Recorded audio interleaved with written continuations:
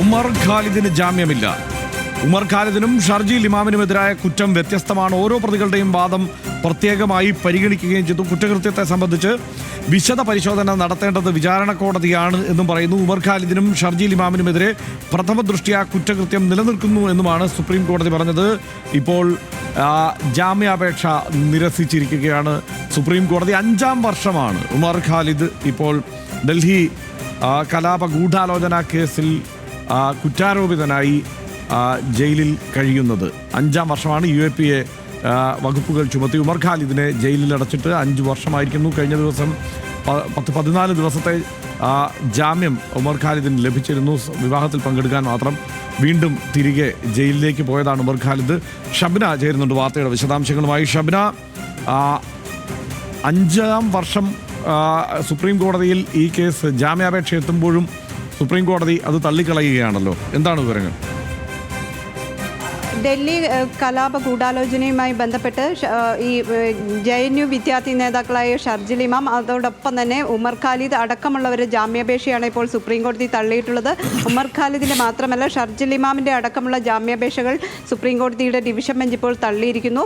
ഏതായാലും ഈ കോടതി ഇതിൽ വിശദമായ വാദം തന്നെ കേട്ടിരുന്നു. നമുക്കറിയാം, നേരത്തെ 5 തവണ ഇവരുടെ ജാമ്യാപേക്ഷകൾ പല കോടതികളായിട്ട് തള്ളിയതായിരുന്നു. അതിനുശേഷം പല കോടതികളും ഈ ജാമ്യാപേക്ഷയിൽ വാദം കേൾക്കുന്നതിൽ നിന്ന് ഒഴിയുകയും ബെഞ്ചുകൾ അത്തരത്തിൽ ഒഴിഞ്ഞു മാറുന്ന സാഹചര്യമുണ്ടായിരുന്നു. പിന്നീടാണ് ജസ്റ്റിസ് അരവിന്ദ് കുമാർ ഉൾപ്പെട്ട ബെഞ്ച് ഈ കേസിൽ വാദം കേട്ടത്.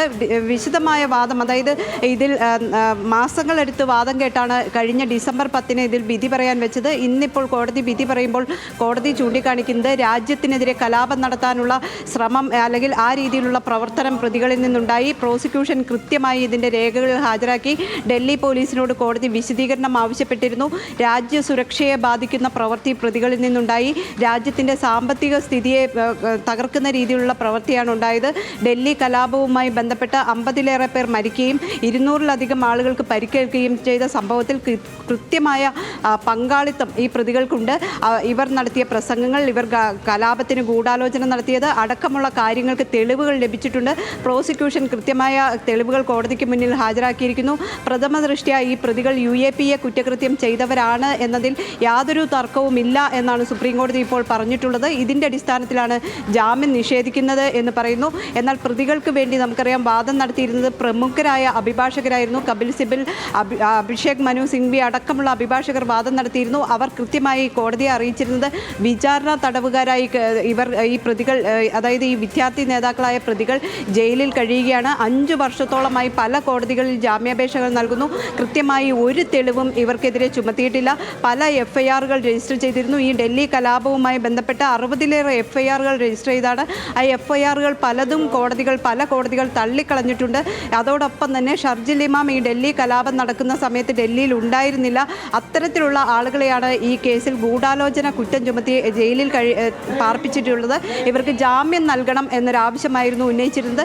എന്നാൽ കോടതി ഇപ്പോൾ ഇവരുടെ ജാമ്യാപേക്ഷകൾ പൂർണ്ണമായും തള്ളിയിരിക്കുന്നു. ഇവരുടെ വാദങ്ങൾ തള്ളിയിരിക്കുന്നു. ഏതായാലും ഷർജീൽ ഇമാമിനും അതോടൊപ്പം തന്നെ ഉമർ ഖാലിദ് അടക്കമുള്ളവർക്കും ജാമ്യം നൽകാൻ പറ്റില്ല എന്ന് കോടതി പറഞ്ഞു.